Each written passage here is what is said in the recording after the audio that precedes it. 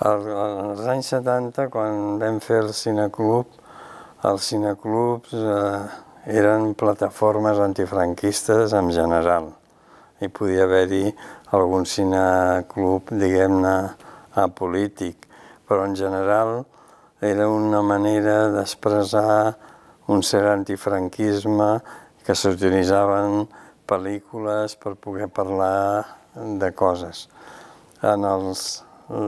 Consultant els arxius hem vist que la majoria de gent del cineclub dels anys 70 tenia 20 anys. I ara la majoria de gent del cineclub actual en té 3 vegades més. Evidentment, el cineclub d'ara no és una plataforma anti-res, diguem-ne.